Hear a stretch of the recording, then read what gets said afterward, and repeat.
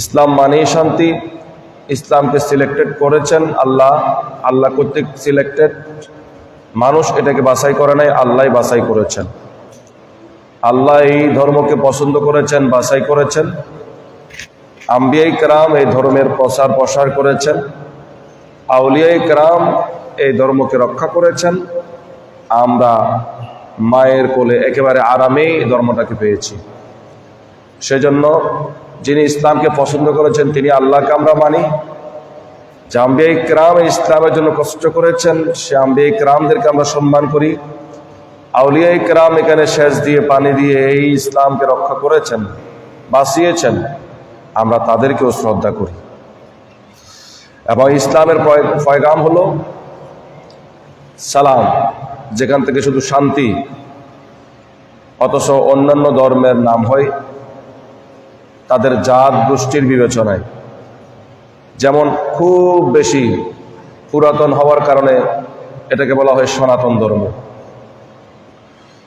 তো বিভিন্ন ধর্ম তাদের নাম হচ্ছে তাদের গোষ্ঠী থেকে, জাতি থেকে বা বিভিন্ন প্রেক্ষাপটে। কিন্তু ইসলাম যদিও আরব থেকে এই সব কিছু প্রসার হয়, কিন্তু আরবিয়ান বলা হয় নাই, মাক্কিয়ান মাদানিয়ান বলা হয় নাই। কারণ এটা আল্লাহ পছন্দ করেছেন, সেই জন্য এটা কোনো নিসবতে, কোনো ব্যক্তির নিসবতে, জায়গার নিসবতে হয় নাই, বরং আল্লাহ এটাকে পছন্দ করেছেন। বলি আলহামদুলিল্লাহ। তো এই শান্তির ধর্ম, যেমন অন্যান্য ধর্মের অভিবাদনগুলো শুরু হয় গুড মর্নিং, গুড নুন, গুড আফটারনুন, গুড ইভিনিং। এখন আপনি গুড মর্নিং বললেন, শুভ সকাল বললেন, অথচ তার মন খারাপ সকালবেলায়। তাহলে আপনি যদি বলেন গুড মর্নিং, শাব্দিক বিশ্লেষণে অর্থ কি? শুভ সকাল। কিন্তু যাকে শুভ সকাল বললেন তার শুভ সকাল হচ্ছে না, তার সে এমন অবস্থায় আছে, খুব বিপদ আছে, খুব কষ্টে আছে। তাহলে তার সাথে কি গুড মর্নিং শব্দটা যায়? যায় না। তো ইসলাম দেখেন কত সুন্দর ধর্ম, এটার অভিবাদন হচ্ছে আসসালামু আলাইকুম। সেটা খারাপ অবস্থায়ও চলে, ভালো অবস্থায়ও চলে, বরং খারাপ অবস্থায় আরো সুন্দর করে চলে। আসসালামু আলাইকুম মানে আপনার উপর শান্তি বর্ষিত হোক, সে শান্তি পাবে। আমি যে বিপদে আছি, আমার উপর একজন বান্দা শান্তি কামনা করেছে, বলুন সুবহানাল্লাহ। তাহলে ইসলাম যেরকম শ্রেষ্ঠ ধর্ম, ইসলামের পয়গামও শ্রেষ্ঠ, নজরিয়া দর্শনও শ্রেষ্ঠ। তো ইসলাম মানে শান্তি, আর ইসলাম মানে টোটাল সারেন্ডার টু অলমাইটি আল্লাহ। আল্লাহর কাছে নিজেকে পুরোপুরি উৎসর্গ করে দেয় আমার ইসলাম।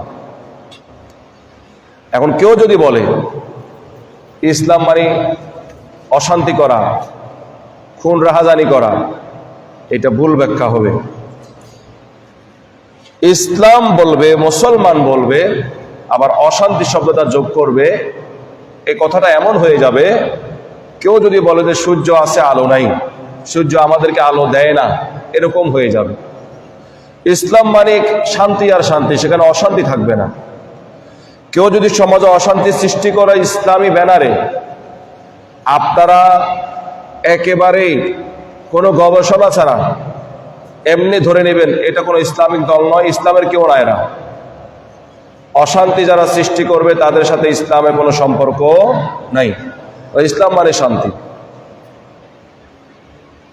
প্রসঙ্গত বলতে হচ্ছে, মানুষ কত সুন্দরভাবে মসজিদে আসছে, নামাজ পড়ছে, কিন্তু এক শ্রেণীর মানুষ আছে তাদের বিরুদ্ধে ষড়যন্ত্র। তোমার নামাজ হচ্ছে না কেন? তোমার নিয়ত ঠিক নেই, তুমি জোরে আমিন বলছো না, তুমি বুকের উপর হাত বাঁধছো না। কিরে ভাই, নামাজ আপনি যেভাবে বুঝেছেন ওভাবে পড়েন, কিন্তু আরেকজনেরটা ঠিক হচ্ছে না, এটা তো শান্তি না, এটা তো অশান্তি সৃষ্টি করা। আর অশান্তি সৃষ্টি করলে সেটা ইসলাম হতে পারে না। হাদিসে পাক সিয়াসিত্তার প্রায় কিতাবে এসেছে, যুগ যুগ ধরে আপনারা পড়ে এসেছেন, আমরা পড়তেছি।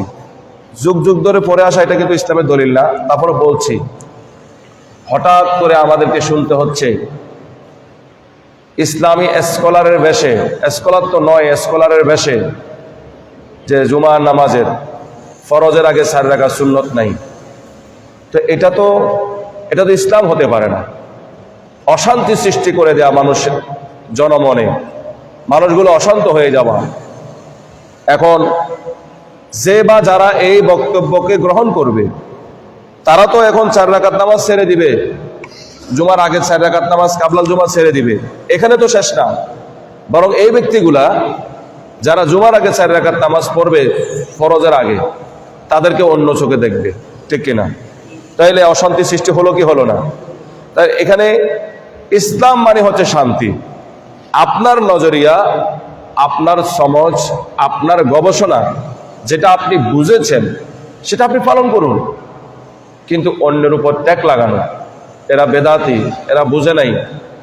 আমরা জানি 4 জন বড় ইমামের মধ্যেও মতবিরোধ আছে, এক একজন এক একভাবে মন্তব্য পেশ করেছেন। আমরা কোনো ইমামকে ছোট করে দেখি না।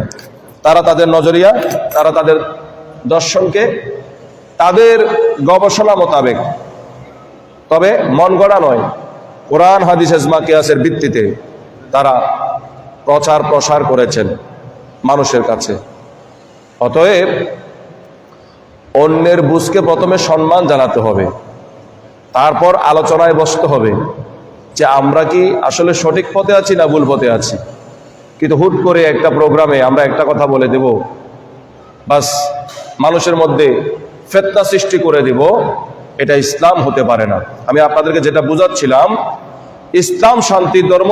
এখানে শুধু শান্তি আর শান্তি থাকবে, অশান্তি অনৈক্য এখানে থাকতে পারবে না। সেটা অন্য দলের কেউ হোক, আমাদের নিজের মধ্যে নিজের বেশে কেউ করুক, এদের ইসলামের সাথে কোনো সম্পর্ক নাই। এদের কাজই হচ্ছে ফিতনা সৃষ্টি করা। মানুষ সুন্দরভাবে নামাজ পড়ছে না, এটা না করুক। না, মানুষ যতটুকু সম্ভব ইসলামের বিধিবিধান মানছে, এটা না মানুক। আল্লাহ আমাদেরকে এই জাতীয় ফিতনা থেকে হেফাজত করুন, বলি আমিন। সেজন্য আমার নবী 1500 বছর আগে বলেছেন, আমার উম্মত শিরিক করবে আমি ভয় পাই না, কিন্তু আমি ভয় পাই আমার উম্মত ফিতনা করবে। এই বাণী আমার রাসূল 1500 বছর আগে পড়ে গিয়েছে। অথচ নবী বলছে আমি শিরিক করবে ভয় পাই না, কিন্তু এক উম্মত আর এক উম্মতের বিরুদ্ধে বলছে ওরা শিরিক করতেছে। আল্লাহ আমাদেরকে হেফাজত করুন। তাহলে এই শান্তির ধর্ম, এই অভিবাদন, শান্তির অভিবাদন, দৈনিক 5 ওয়াক্তে আমাদের দেখা যাচ্ছে সাম্যতা, এবং জুমার দিনে দেখা যাচ্ছে আরো বেশি মানুষের সাথে মেলামেশা। বছরে ঈদের দিনে দেখা যাচ্ছে, আমি সর্বোচ্চ দর্শন যেটা হজ, যেখানে ধনী গরিব নামাজে একটু পার্থক্য রয়ে গেছে, এক একজনের এক এক পোশাক, কিন্তু আল্লাহকে আমার এই মনোনীত ধর্ম ইসলামের এমন একটা অনুষ্ঠান রাখবো যেখানে বাদশা থেকে প্রজা, গরিব দুঃখী মেহনতি সবার এক ড্রেস, এক রং, এক ঢং। এটা অন্য কোন ধর্মের কোন অনুষ্ঠানে নেই, যেটা একমাত্র শান্তির ধর্ম ইসলামে এই হজের রূপে রয়েছে। বলুন সুবহানাল্লাহ। তো সেখান থেকে কিছু দর্শন আমি আপনাদের দেওয়ার চেষ্টা করছি। সর্বোচ্চ যেটা ইসলামের সাম্যতা এবং ঐক্যের যে প্রতীক বহন করছে হজ, সেখান থেকে আমাদের কিছু মেসেজ নিতে হবে। তো আমি হাজের আসওয়াদ পর্যন্ত বলেছিলাম, এরপরে আমরা আসি আমাদের ধারাবাহিক আলোচনায়। আমরা হাজের আসওয়াদ পর্যন্ত অনেক কিছু মাসালা শিখেছি। এবার হাজের আসওয়াদে চুমা দেওয়ার পর আমাদের কাজ কি হবে? তাওয়াফ। এর কাজ কি? তাওয়াফ। যারা করেছেন তারা জানেন, যারা করেন নাই তারা শিখার চেষ্টা করবেন তাওয়াফের কাজ। তো তাওয়াফের মধ্যে একটা বিষয় আছে, সেটা হচ্ছে রমল। রমল মানে কি? রমল মানে হচ্ছে বীরের মতো চলা, সিনাতন করে। আমি যেন একটা বীর, এইভাবে আমি চলবো, যেন আমাকে দেখলে মনে হয় যেন আমি যুদ্ধ করার জন্য এসেছি। তো আল্লাহ কোরআনে কারিমে বলেছেন, ওয়ালা তামশি ফিল আরদি মারাহা, তোমরা গর্বের সাথে জমিনে চলিও না। সেটা বাংলাদেশ হোক, ভারত হোক, পাকিস্তান হোক, আমেরিকা হোক, যে কোনো জায়গায় তোমরা বীরত্বের সাথে চলিও না। কেন? তোমরা গরিব, তোমরা দুর্বল, আমি আল্লাহ শক্তিশালী, আমি আল্লাহ গনি। অতএব তোমরা এমন ভাবে চলবে। আর আল্লাহ রসুল বলেছেন, এমন ভাবে জমিনে চলবে যেন মনে হচ্ছে তুমি মুসাফির, তোমার কোনো ঠিকানা নেই, খুব অসহায় হয়ে চলবে। এটা আল্লাহর ফরমান, রসুলের ফরমান। কিন্তু তাওয়াফের মধ্যে রমল কেন? বীরের মতো চলবো কেন? এটার ইতিহাস কি? আমার রসুল মক্কায়ে মুআজ্জামা অনেক বছর দেখেন নাই, অনেক বছর পরে মদিনা মুনাওয়ারা থেকে বাইতুল্লাহর মহব্বতে আসলেন অল্প কয়েকজন সাহাবী নিয়ে। সেখানে মক্কার কাফেররা হাসাহাসি করতেছে, দেখছো মুসলমানদের নবী অল্প কয়েকজন দুর্বল সাহাবী নিয়ে এখানে এসেছে, এরা কি করে এখানে আসলো এত অল্প কয়েকজন মুষ্টিময় কয়েকজন মানুষ নিয়ে। তখন আল্লাহ রসুল তার কোম্পানিয়স যারা কয়েকজন যারা দুর্বল ছিল তাদেরকে বলেছেন, তোমরা এমন ভাবে তাওয়াফ করবে বীরের মতো করে, যেন তারা তোমাদেরকে দুর্বল মনে না করে, যে অল্প কয়েকজন হলেও, সংখ্যায় অল্প হলেও আমরা জান দেওয়ার জন্য প্রস্তুত। বলুন না সুবহানাল্লাহ। তাহলে এটাও তখনকার বিষয়। কেন? সেখানে বড় বড় কাফেররা ছিল, কাফেরদেরকে দেখানোর জন্য আল্লাহ রসুল তার সাহাবীদেরকে রমল করতে বলেছেন। এবার আসুন এখান থেকে কি শিক্ষা আমাদের।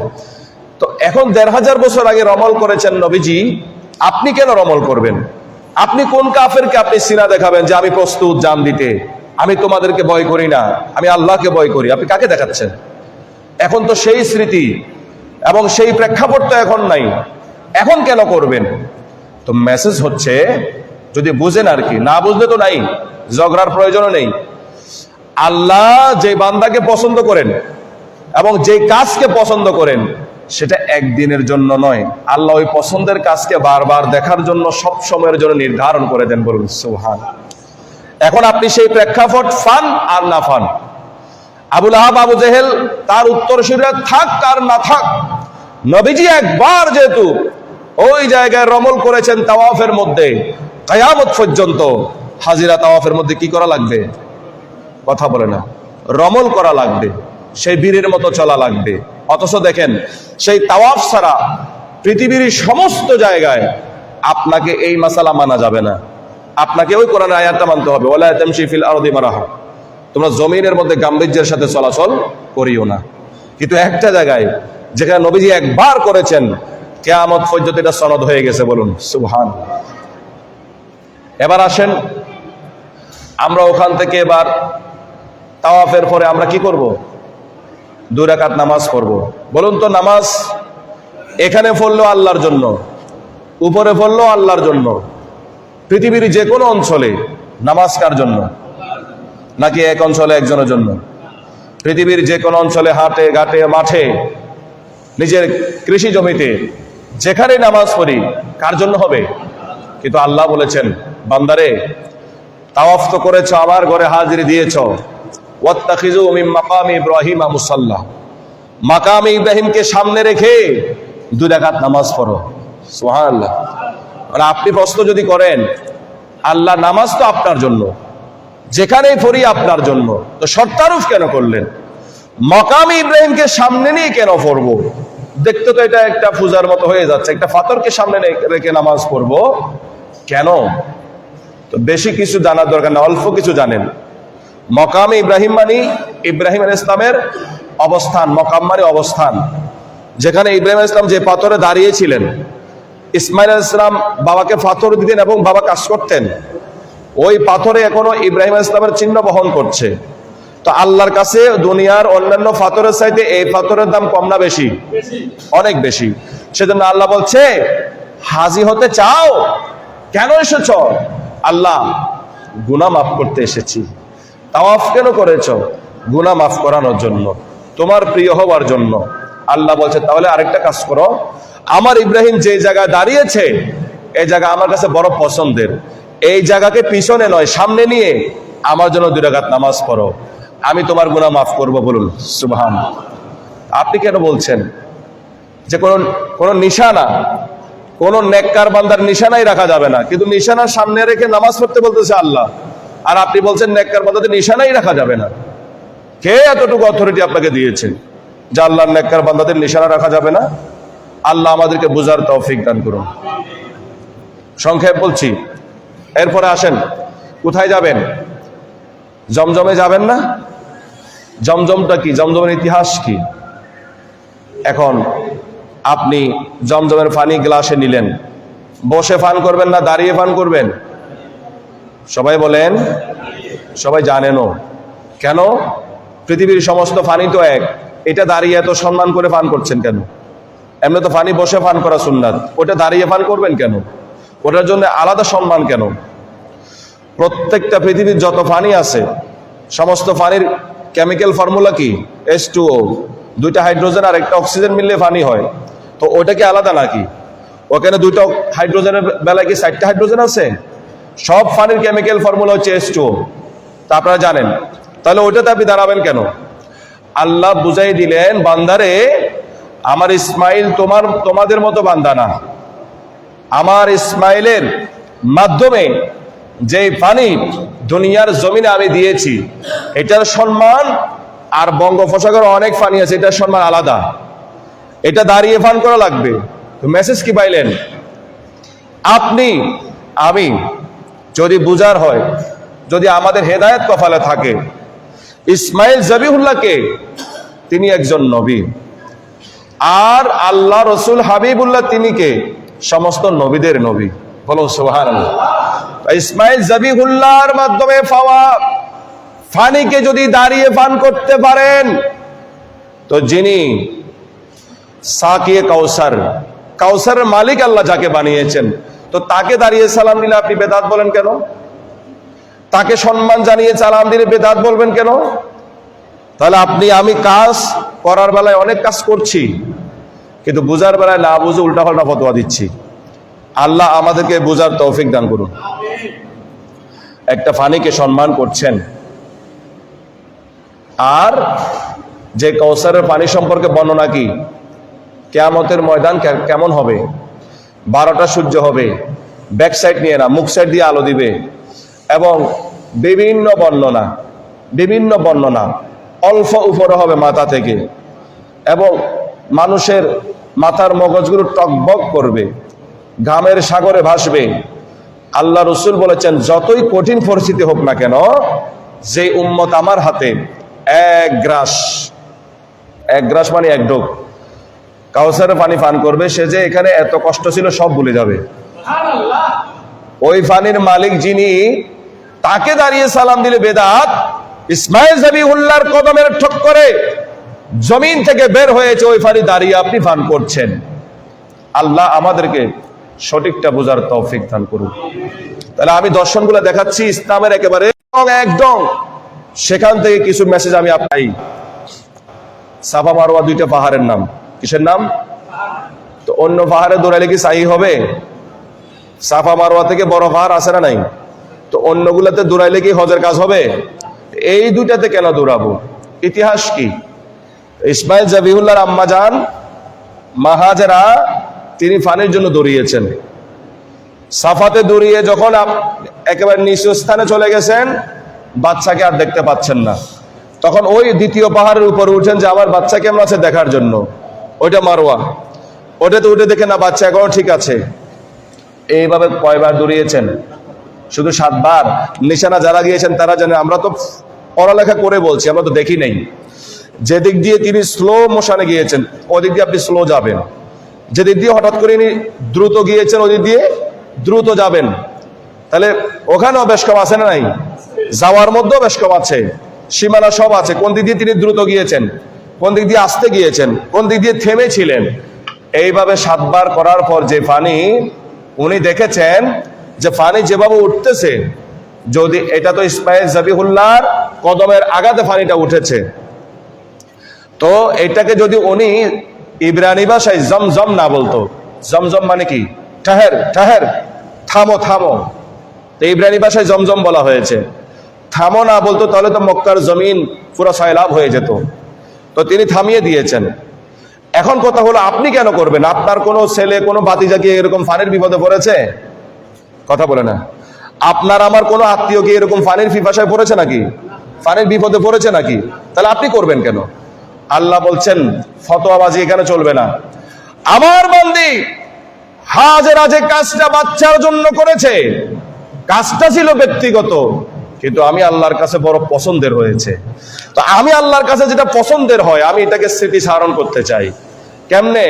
একদিনের জন্য নয়, কিয়ামত পর্যন্ত আমি তোমাদের মাধ্যমে এটাকে স্মৃতিচারণ করে রাখবো। বলুন সুবহানাল্লাহ। আজ আমরা স্মৃতিচারণ করলে বলে এটা বেদাত, তো আল্লাহ স্মৃতিচারণ করলো যে এটা কি? এবং আপনি যে হজ করতে যাই স্মৃতিচারণ করে আসলেন, এটা কি করলেন? অতএব বেদাত বলার আগে চিন্তা করবেন কোনটা বেদাত, আসলে কি, কোনটা আপনি করে বসে আছেন। আল্লাহ সবাইকে বোঝার তৌফিক দান করুন। গেলেন আরাফার ময়দানে যাবেন, আরাফার ময়দানে আপনি ইচ্ছে করে মাগরিবের নামাজ ছেড়ে দিবেন, ঠিক কি না? নাকি জানেনও না? আরাফার ময়দানে হাজিরা ইচ্ছে করে কোন নামাজটা ছেড়ে দেয়? মাগরিবের নামাজ। অথচ আল্লাহর হুকুম হচ্ছে কি, ইন্নাস সালাতা কানাত আলাল মুমিনিনা কিতাবাম মাওকুতা, নামাজ ওয়াক্ত মতো ফরজ। নামাজ শুধু ফরজ না, ওয়াক্ত মতো। যেমন জোহরের নামাজ যদি আপনি জোহরের সময় পড়তে না পারেন, বাকি সময়ে পড়লে কি হবে? সেটা হ্যাঁ কাজা হবে, আদা হবে না। এজন্য আলিমে যারা পড়ে ওখানে একটা প্রশ্ন আছে, আজার কাজা কাকে বলে, আদা আর কাজা কাকে বলে? তাহলে কোনটা আদা? যেটা সময় মতো আদায় করা হয় এটাকে আদায় বলা হয়, যেটা সময়ের পরে আদায় করা হয় এটাকে বলা হয় কি? কাজা। এখন মাগরিবের নামাজ আপনি ছেড়ে দিয়েছেন, মুজদালিফা এসে আপনি মাগরিবও পড়বেন, এশাও পড়বেন, স্যার বলেন তো কি কাজা পড়বেন না আদা পড়বেন? আদা পড়বেন। আদা, কাজা হয় নাই। কাজা করেছেন অথচ কাজা নাই, তো ব্যাপারটা কোথায়? রাসূল আরবি সাল্লাল্লাহু তাআলা আলাইহি ওয়াসাল্লাম একবার মাওলা আলীর জন্য আসর যখন কাজা হয়েছে, সেই কাজাকে কাজা রাখেন নাই, সূর্য আবার আগের জায়গায় এনে আদায় করে দিয়েছেন, বলুন সুবহানাল্লাহ। এখন দুনিয়াতে তো কেউ বলবে নবীজি এমন একটা ফরিয়াদ করেছেন নিজের চাচাতো ভাইয়ের জন্য, মাওলা আলীর জন্য, আমাদের জন্য কি করলেন? উম্মতের জন্য আরেকটা কাজ করে দিলেন, আরাফার ময়দানে মাগরিব ইচ্ছা করে ছেড়ে দিয়েছেন। এখন আল্লাহ কি বলবেন? যে বন্ধুকে এক ওয়াক্ত কাজা ইচ্ছা করে কাজা করার জন্য কি বন্ধুকে শাস্তি দিবেন? আল্লাহ ফতোয়া পাল্টাই দিলেন, নিয়ম পাল্টাই দিলেন। বন্ধু, আপনি যেহেতু আরাফার ময়দানে মাগরিব ইচ্ছে করে ছেড়ে দিয়েছেন, কিয়ামত পর্যন্ত আপনার উম্মতেরা মাগরিব ইচ্ছে করে ছেড়ে দিবে, কাজা হবে না, ইশারার সময় পড়বে, আদায় হয়ে যাবে, বলুন সুবহানাল্লাহ। তো সেখানে তো আপনি স্মৃতিচারণ করলেন, করেন নাই কোথায়? এরপর আরাফার ময়দানে দোয়া কবুল। আরাফার ময়দানে দোয়া কেন কবুল জানেন? আপনি তো মনে করেছেন আপনি অনেক বড় যোগ্যতা সম্পন্ন মানুষ, আপনি দোয়া করেছেন কবুল হয়ে গেছে। না, বিষয়টা এমন না। 4 জন আল্লাহর প্রিয় বান্দা এখনো ইন্তেকাল করেন নাই। এই 4 জনের মধ্যে 2 জন আকাশে, 2 জন উপরে, 2 জন নিচে। উপরে 2 জনকে হযরত ইদ্রিস আলাইহিস সালাম, হযরত ঈসা আলাইহিস সালাম। জমিনের নিচে 2 জন আছেন, হযরত ইলিয়াস আলাইহিস সালাম, হযরত খিজির আলাইহিস সালাম।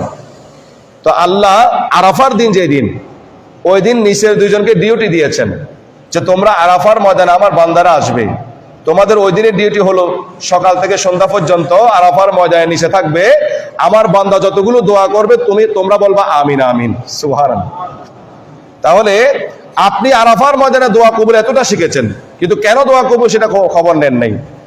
তাহলে প্রত্যেকটা বান্দা আরাফার ময়দানে যাদের দোয়া কবুল হবে, তাদের দোয়ার সাথে আমিন আমিন কে বলতেছে? আল্লাহর নবীরা বলতেছে, ঠিক কিনা? তো নবীদের আমিন আল্লাহ কবুল করবে না? তা আপনি যে যারা উসিলা মানেন না, তারা আরাফার ময়দানে দোয়া কবুল কেন বলতেছেন? আপনার জন্য, আমার জন্য ডিউটি দিলেন আল্লাহ, আল্লাহর নবীকে ডিউটি দিলেন, এরা মুনাজাত করবে, তোমরা আমিন আমিন বলবে। তা আপনি তো ওসিলা মানেন না, সেখান থেকে ওসিলার মেসেজটা নিয়ে নেবেন। যদি হজ করতে চান বা হজ করে ফেলেছেন, আসেন, ওখান থেকে আসলে মিনায় যাবেন, যাওয়ার পথে কি করবেন? শয়তানকে, নাকি শয়তানকে পাথর মারে না? হ্যাঁ, তাহলে বড় শয়তান, মেজো শয়তান, ছোট শয়তান, এই 3টারে পাথর মারে কি মারে না? কথা বলে না, মারে তো। এখন এইটা স্মৃতিচারণ কি হবে?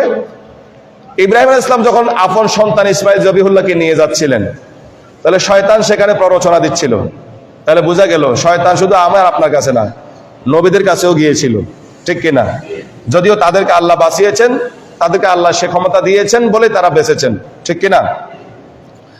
তাহলে প্রথম যে জায়গায় ডিস্টার্ব করেছে ইব্রাহিম ইসলাম, দেখেই তাকে পাথর মেরেছে। দ্বিতীয় জায়গায় দেখে পাথর মেরেছে। তৃতীয় জায়গায়ও দেখে নাকি না দেখে? দেখে পাথর মারছে না? কারণ আপনি মারছেন কি? আপনি তো দেখছেন না, শয়তান তো ওখানে নাইও, আছে নাকি? তো তাহলে পাথর মারছেন কিসে? ওখানে সৌদি সরকার ওখানে চিহ্ন রেখেছে, ফিলার করেছে একটা, প্রথম জায়গা, দ্বিতীয় জায়গা, তৃতীয় জায়গা। ফিলারা দেওয়ালকে একেবারে খুব জোরে জোরে জজবার সাথে পাথর মারতেছেন। একবারও কি নিজের মনকে প্রশ্ন করেছেন যে কিরে, ইব্রাহিম ইসলাম তো দেখে দেখে পাথর মেরেছে, আমি তো আনদেখা মারতেছি, আমি মারবো কেন? এবং ইব্রাহিম ইসলামের সাথে তো একটা ঘটনা হয়েছে, সেখানে ইসমাইল জাবিহুল্লাহকে জবে করতে নিয়ে যাচ্ছিলেন, সেখানে বাধা হয়ে দাঁড়িয়েছে শয়তান। তাহলে ইব্রাহিম ইসলাম দেখে পাথর মেরেছেন, ঠিক কিনা? এবং কারণও ছিল। আমার এখানে কারণ কি? আল্লাহ বলে তোমার এত জানার দরকার নাই, যে কাজটা আমার ইব্রাহিম করেছে আমার বড় পছন্দ হয়েছে, তো তুমি দেখো আর না দেখো, কোথায় মারছো এটার দরকার নাই, তুমি শুধু এই কাজটা করো যেটা আমার ইব্রাহিম করেছে সেটা করো, বাকিটা আমি কবুল করবো। বলুন, তো সেখানেও তো আপনি করে আসলেন, আনদেখা করে আসলেন। বেশি খারাপ, জমিনের মধ্যে সব চাইতে বড় খারাপ যে ওই শয়তান যেখানে দাঁড়ায়, ওই জায়গাকে যদি চিহ্নিত করে রাখা যায় কিয়ামত পর্যন্ত, আপনার আমার মাথার কি হয়েছে? আল্লাহর ওয়ালি যারা, আল্লাহর প্রিয় বান্দা যারা, তাদের জায়গাটাকে যদি একটু ঘেরাও করে রাখে, আপনি সেটা ভাঙ্গার জন্য বলেন কেন? সেটা ভেঙে ফেলার জন্য বলেন কেন? তাহলে শয়তানের যেটাকে আজ পর্যন্ত এই জায়গাটা আপনি পাথর মারছেন, কংক্রিট মারছেন, ওই সৌদি সরকারকে তো বলেন নাই এই শয়তানের জায়গাটা কেন আপনারা হেফাজত করে রেখেছেন, ভেঙে ফেলেন, বলেছেন নাকি? একটা কাজের জন্য রেখেছেন, ঠিক কিনা? তো আল্লাহর ওয়ালি যারা, তাদের প্রিয় জায়গাটাও কাজের জন্য রাখবেন। দুই কাজের মধ্যে বেশ কম আছে, এখানে পাথর মারবেন, ওখানে গিয়ে ইবাদত বন্দি করবেন, দোয়া করবেন, ঠিক কিনা? নাকি বুঝতে কষ্ট হয়েছে?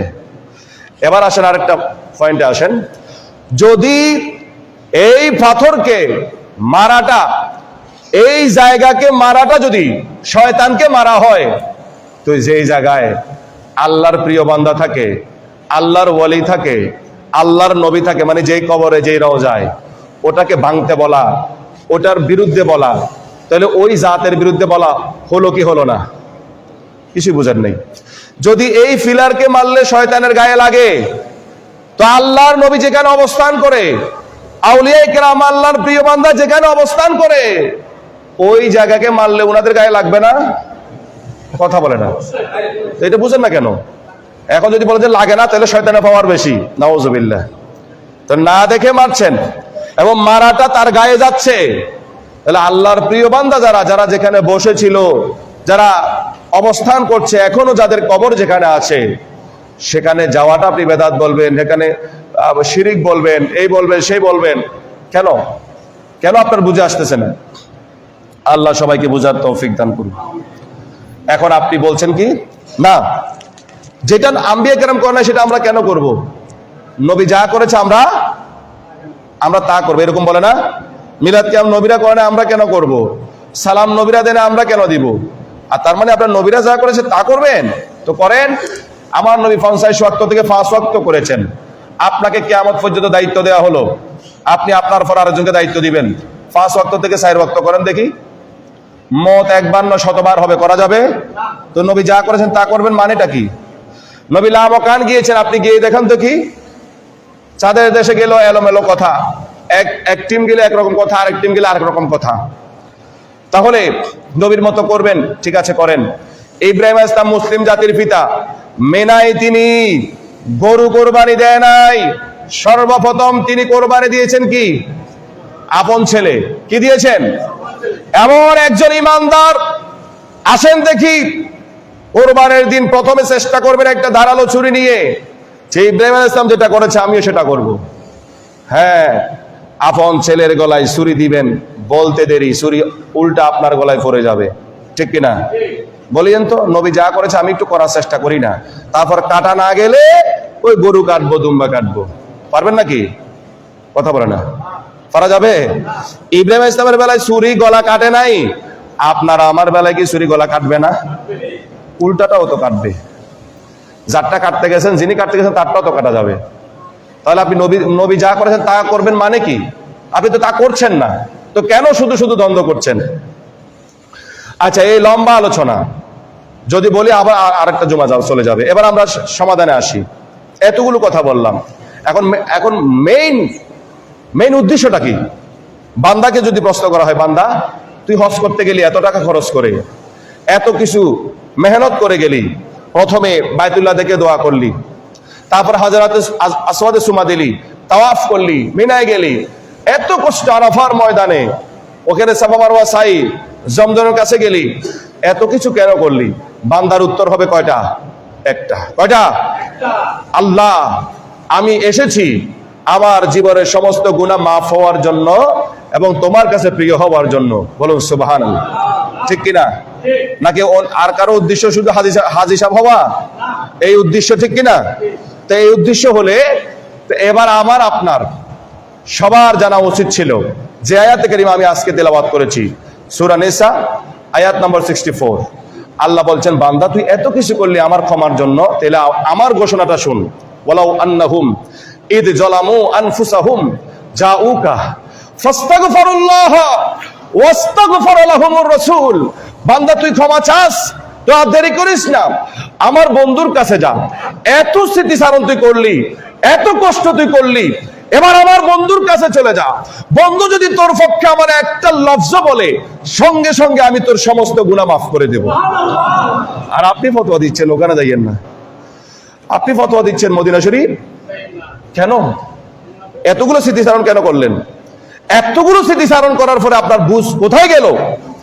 কেন করলেন? কি উদ্দেশ্যে করলেন এই সমস্ত কাজ? তাহলে কেউ কেউ বলছেন এটা আল্লাহ রাসূলের ইন্তেকালের পরে হবে না, নাউজুবিল্লাহ। এটা আগে নাকি? কেন এই সমস্ত কথাবার্তা বলার কি দরকার? হ্যাঁ, ইমাম মুহিউদ্দিন ইবনুল আরাবী এখানে ব্যাখ্যা করেছেন যে যদি আল্লাহ রসুলের কাছে গেল, রসুল ওই বান্দার পক্ষে, ওই উম্মতের পক্ষে আল্লাহর কাছে যদি দোয়া করে, আল্লাহ বলছে আমাকে পেয়ে যাবে, লা ওয়াজাদুল্লাহ, আমি আল্লাহকে পেয়ে যাবে। আল্লাহর জাতকে ব্যবহার করেছেন। তবে প্রশ্ন হলো কোন অবস্থায়? আল্লাহ, তোমার তো অনেক অবস্থা আছে, কোন সময় তুমি গজব দাও, কোন সময় তুমি আযাব দাও, অনেক বৃষ্টি দিয়েছ, মানুষ কতগুলো মানুষ প্রাণ হারিয়েছে, ঘরবাড়ি হারিয়েছে, কোন অবস্থায় পাবো? আল্লাহ সেটাও বলে দিয়েছেন, না না, আমার বন্ধুর কাছে গেলে গজব অবস্থায় কেন পাবে? তাওয়াবার রহিমা, আমি শুধু তওবা কবুল করছি আর তোমাদের উপর দয়া করছি, দয়া ফরবশ অবস্থায় আমাকে পেয়ে যাবে। বলুন সুবহানাল্লাহ। এখন যারা যাবেন না তাদেরকে আরেকটা মেসেজ দিয়ে শেষ করছি। বাইতুল্লাহতে এক রাকাতে 1 লক্ষ রাকাতে সওয়াব, এক রাকাতে। কিন্তু এটা তো শিখছেন, আরেকটা বিষয় শিখেন নাই মনে হয়।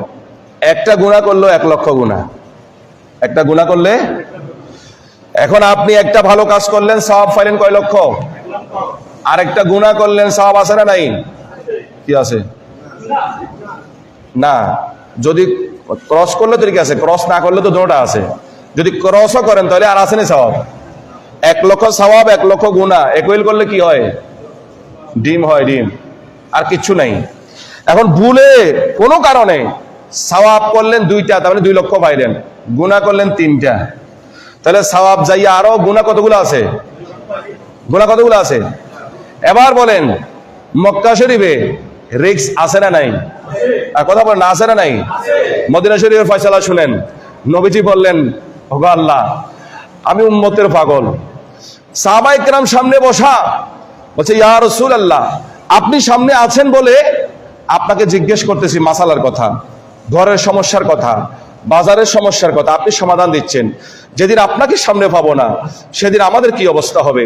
আমার নবীজি সঙ্গে সঙ্গে বললেন, কি বলো? হায়াতি খায়রুল লাকুম ওয়া মামাতি খায়রুল লাকুম।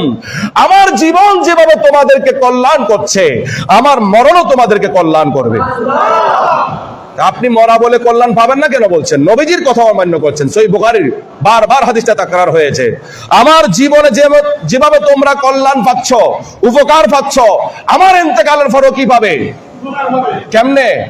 বলছে ইদা রাআইতু খায়রান, যদি আমি তোমাদের কোনো ভালো কিছু দেখি, ফাহামিদুল্লাহ, আমি আল্লাহর কাছে প্রশংসা করব, আল্লাহ শুকরিয়া আদায় করব। সুবহানাল্লাহ। এরপর কি বলছে? ওয়া ইদা রাআইতু বিগাইরি যালিক, নবীজি অন্যায় কথাটা বলতেছেন না, যে নবীর ভাষা কেমন আর উম্মতের ভাষা কেমন। নবী বলছে তোমাদের ভালো দেখলে আমি আল্লাহর প্রশংসা করব, ভালোর বিপরীত কি? খারাপ। নবীজি খারাপ বলতেছে না, তোমাদের ভালো ছাড়া অন্য কিছু দেখলে। সুবহানাল্লাহ, সুবহানাল্লাহ। উম্মতের বেলায় নবীজি খারাপ শব্দটা আনতে পারতেছে না, এত মায়া নবীজির। বলছে ভালোর বিপরীতে যদি কিছু দেখি, দেরি করব না, রোজায়ে পাকে থেকে আমি আল্লাহর কাছে হাত তুলে দিব, আমার উম্মতের মাফ করে দাও। উপকার হলো কি হলো না? এটা আমার কথা না, নবীজির কথা। এখন বুখারী শরীফকে কোথায় লুকায় ফেলবেন? এটা তো বুখারী শরীফে বারবার হাদিসটা তাকরার হয়েছে। তো এরপর নবীজি বলেন, আল্লাহ আপনার যে বিধান, বাইতুল্লাহ একটা নেকিতে 1 লক্ষ নেকি, একটা অপরাধে 1 লক্ষ অপরাধ। আমার উম্মত তো জ্ঞান কম হবে, এরা তো এমন অবস্থায় আসবে, কারণ আরো বিপদ আছে। পৃথিবীর সব জায়গায় মহিলাদের গুণটা থাকে কি থাকে না, কিন্তু ওখানে আছে নাকি? এখন যারা খারাপ তো তারা সব জায়গায় খারাপ, তারা ঘরেও খারাপ, বাইরেও খারাপ। একবার যদি কোনো মহিলার দিকে খারাপ নজরে দেখে, অপরাধ হলো কি হলো না? অপরাধ মানে কতগুলো অপরাধ? 1 লক্ষ অপরাধ। আল্লাহ আমার এখানে অন্তত আমি মায়ার নবী, আমি দয়ার সাগর। উহুদের ময়দানে গিয়েছি উম্মতের জন্য, তাইফের ময়দানে সহ্য করেছি অত্যাচার উম্মতের জন্য, বদরের ময়দানে গিয়েছি। উম্মতের এমন কষ্ট আমি সইতে পারবো না। এখানে একে একটা অপরাধ হবে, তাহলে এখানে 1 রাকাতে 50,000। মদিনা শরীফ 1 রাকাতে কত? কিন্তু ইমাম বুখারী 1 রাকাতে 1000 বলছে। আপনারা যে রিওয়ায়াত মৌসা এটা ধরেন, 1 রাকাতে 1000 ধরেন অথবা 50,000 ধরেন, যেটাই ধরেন। গুনাহ কিরকম? আল্লাহর নবী বলছেন, আল্লাহ আমার এখানে গুনাহ এতগুলো চলবে না, একটা অপরাধ করলে 1টা গুনাহ, সুবহানাল্লাহ। আর একটা ভালো কাজ করলে 1000 অথবা, আমি বুখারীর রিওয়ায়াতটা সব বলে দিলাম। কেউ হয়তো বলবেন যে হুজুর এটা যায় না, এজন্য বলে দিলাম। অনেক বুদ্ধিজীবী থাকে, এজন্য 1000 বললাম, 50,000 বললাম, যার যেটা মন চায় মেনে নেবেন। একটা ভালো কাজ করলে 1000 অথবা 50,000, আর একটা গুনাহ করলে 1টা গুনাহ, 2টা গুনাহ লেখা। তো আল্লাহ কেন বললেন, বান্দারে ক্রস মেসিং করলে তোর 0 হয়ে যাবে, গুনাহ হয়তো বেড়ে যাবে। আমার হাবিবের দরবারে গেলে সেখানে অনেকগুলো ভালো কাজ করলে কয়েকটা খারাপ হয়ে গেল, ক্রস মেসিং করলে ভালোটা বেশি থাকবে, বলুন। এজন্য শায়ের বলছে, আল্লাহ কিয়া জাহান্নাম अभी भी नसर दहोगा रो रो के मुस्तफा ने दरिया बहा दिए है। কেন নবীর দরবারে যাবে না? এই নবী তো উম্মতের জন্য কানতে কানতে দুনিয়ার জমিন, এখন কবরের জমিন, হাসরের জমিন চোখের পানিতে সয়লাভ করে দিবেন। তাহলে এই নবীর কাছে কি যাব না আমরা? তাহলে সেখানে গেলে আমাদের নেকিও মিলবে, এই আশা করা চায়। তো যেখানে বেশি আপনি বাইতুল্লাহকে, এর আগে তো আমি, যারা আমার ধারাবাহিক আলোচনা শুনেছেন, এর আগে আমি বলেছিলাম ওই বাইতুল্লাহ আপনার তখন গুনাহ মাফ করবে, ওই বাইতুল্লাহ চারপাশে ঘুরলে তখন গুনাহ ঝরবে। আগে বাইতুল্লাহর ইতিহাস জানতে হবে। এই বাইতুল্লাহর ভিতরে কি ছিল? 1টা 2টা? তাহলে এতগুলা মূর্তিকে যিনি ফাইনাল পরিষ্কার করলেন, যিনি এই ঘরকে ফুত পবিত্র করলেন, আপনি তিনাকে ভুলে ঘরের মায়ায় পড়ে আছেন কেন? আল্লাহ আমাকে আপনাকে সবাইকে বোঝার তৌফিক দান করুন। তো যেখানে আল্লাহ, এই আয়াতটা কিয়ামত পর্যন্ত বলবৎ থাকবে, যদি মনসুখ না হয়, মনে রাখবেন যে আয়াতগুলো মনসুখ হয়ে গেছে সেটা বাদ দিলে আর যত আয়াত আছে এগুলোর ক্ষমতা কোন দিন পর্যন্ত? এখন যদি বলে যে এই আয়াতটা এখন প্রয়োগ হবে না, এটা আপনার কথাই চলবে না, আপনাকে আগে প্রমাণ করতে হবে মনসুখ কিনা, তাহলে আমি আপনার সাথে আলোচনায় বসবো। যে আয়াতগুলো মনসুখ হয়ে গেছে সেগুলোর কথা বাদ, এই আয়াতটা আয়াতে মনসুখা নয়। অতএব আল্লাহ বলেছেন, বান্দা অপরাধের ক্ষমা চাস, আমার প্রিয় হতে চাস, যত কিছু হতে চাস, যত সওয়াব পাওয়া আছে, তোর এই আমল এখানে, লেবার এখানে দিয়েছিস, পারিশ্রমিক স্যালারি হবে আমার বন্ধুর দরবারে। অতএব ওখানে আমি দিব, ওখানে যা। ওখানে গেলে আমার বন্ধু যদি তোর পক্ষে হাত তুলে দেয়, আমি অবশ্য কবুল করে নিব। আল্লাহ আমাদের সকলের গুনাহ মাফ করুক, সকলকে সঠিক পথে চলার তৌফিক দান করুক। যা বলেছে এটার উপর আমার নিজেকে এবং সকলকে আল্লাহ আমল করার তৌফিক দান করুন। ওয়া আখিরু দাওয়ানা আলহামদুলিল্লাহি রাব্বিল আলামিন। 4 রাকাত সুন্নাত পড়েন।